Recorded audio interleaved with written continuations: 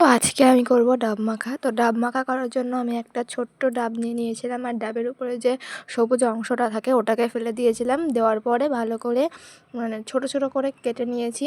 আর এখন এটাকে ভালো করে ধুয়ে নেব, যাতে এর যে কষটা আছে সেটা যাতে বেরিয়ে যায়। তো এটাকে ভালো করে ধুয়ে নিচ্ছি।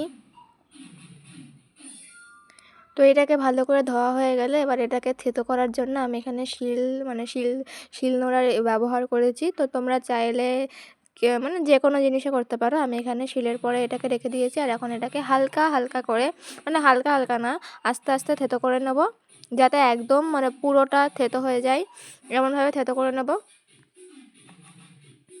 তো এখানে আমি যে ডাবটা নিয়েছিলাম সেটা একটু বড় হয়ে গেছিলো। যদি আর একটু কচি থাকতো তাহলে হয়তো বেশি ভালো হতো। তো আমি প্রথমবার যেহেতু করেছি তো জিনিসটা আমি বুঝতে পারিনি। নেক্সট কোনো দিন যখন করবো তখন আরও ভালো হবে। তো এখানে দেখো আমি তাড়াতাড়ি করে সবগুলো থেতো করে নিচ্ছি।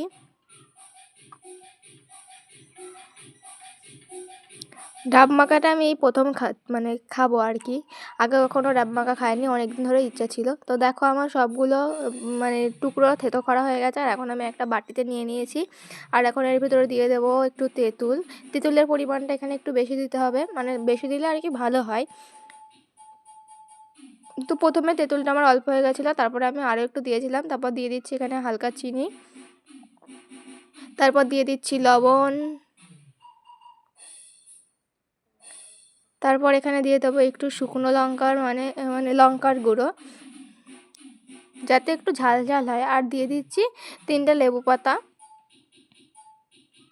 তো এটাকে টুকরো টুকরো করে নেবো, আর কি ছিঁড়ে নেব। তারপর আমি ভাবলাম যে লঙ্কার গুঁড়োতে হয়তো লঙ্কা না ঝাল ঝাল নাও হতে পারে, ওর জন্য আমি এখানে 2টো কাঁচা লঙ্কা দিয়ে দিয়েছিলাম। দেখিয়েছিলাম 2টো, কিন্তু দিয়েছিলাম একটা, কারণ এই লঙ্কাগুলোই প্রচণ্ড ঝাল হয়। তো এখন এটাকে আমি ভালো করে সুন্দর করে মাখিয়ে নেব।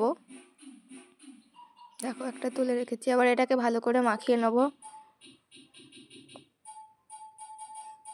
তো প্রথমবার খেয়েছি, ভালোই লেগেছে আমার কাছে, অতটাও খারাপ লাগেনি।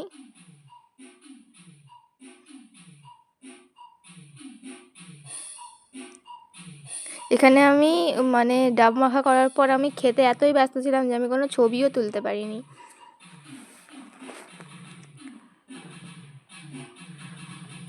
তো এই যে এখানে আমার পুরো মাখা কমপ্লিট হয়ে গেছে। তোমাদের কীরকম লাগলো একটু কমেন্ট করে জানিও।